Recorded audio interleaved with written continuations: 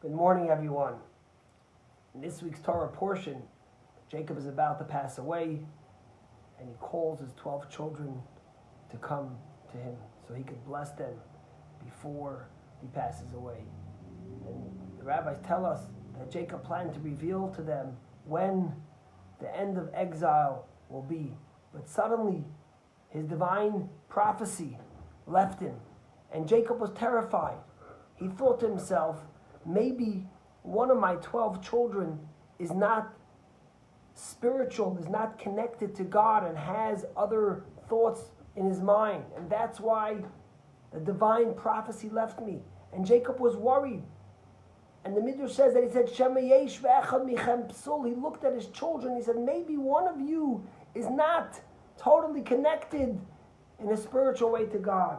And his children, all 12 of them, looked at him and they said, Shema Yisrael Hashem Elokeinu Hashem Echad. Hear, O Israel. Jacob's name was not just Jacob, but Israel. Hear, O Israel. Hashem Elokeinu. Your God is our God. Hashem Echad. God is one. Just as you, our father Jacob, only has one in your mind, one God, one faith, connection to the one and only God, so too, each and every one of us, 12 children, is the same. And Jacob suddenly relaxed. And he said, Baruch Shem Kivod Malchuto L'Olam Va'ed. Blessed be the name of the great King forever and ever. Jacob realized that he could leave this world knowing that each and every one of his children that he brought to this world and that he nurtured was faithful to the mission of what it means to be a Jew, was faithful to monotheism, to believing in one God. Until this very day, every single morning and every single evening, we say the Shema Yisrael. We reiterate the words of the 12 tribes to Jacob. And we also say the answer that Jacob gave to his children. And this has been carried the Jews through the ages, through the struggles, through the challenges. You think about the stories you hear about the Shema Yisrael. Every Yiddish mama, every Jewish mother told her children the Shema and sung it to them. And those were the last words on their lips before they passed from this world. There's a fascinating, moving story that's so painful, but very moving. The chief rabbi under the British mandate in Israel was Rabbi Herzog. And he was a remarkable man who made it his mission and worked so hard to try to save Jewish children who during the Holocaust were given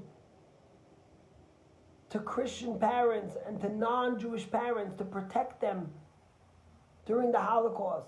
And they ended up in monasteries. And after the war, Rabbi Herzog wanted to reunite these Jewish children with their faith and with their families. And if their families weren't alive, at least give them the opportunity to be able to connect to their faith and live on the life that their parents so valued and cared about so much, even though they perished in the Holocaust. And he once came to a monastery in England, and he came to the father of the monastery, and he said he wanted to come collect the Jewish children after the war so they could go back to their faith and to their families. And the father said, sure, I'm happy to let you know that, but there's hundreds and hundreds of children here. How could you know which ones are Jewish? And how could you know which ones to take and make sure that you're only taking Jewish children? And Rabbi Herzog got up during lunchtime when all the kids were gathered together, and Rabbi Herzog stood up on a chair and he screamed and he said, Shema Yisrael Adonai Eloheinu Adonai Echad. Hear, O Israel, God is one, God is our God, God is one. And suddenly, a bunch of little children came running up to him and said, Mame, Mame, Mother, Mother. Although they were ripped away from their parents and ripped away from their faith for so many years, as young children, when they heard the words of Shema Yisrael, they remembered their mothers. They remembered those mothers who gave their life for them, who nurtured them, who taught them the faith in one God. And Rabbi Herzog was able to say, these are the Jewish kids, and these are the ones that I'm going to take, so they can continue the legacy that their parents gave them, the love that they instilled them with, and the faith of the children of Jacob. May Hashem give us that we should always be able to nurture our children with the Shema Yisrael.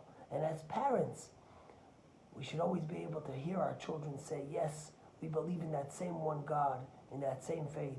And we should be able to say, Baruch Shem Kivod Malchut Olam V'ed, blessed are you, God, for allowing me to nurture another generation and to give my children that same faith that was given to me. Have a great day.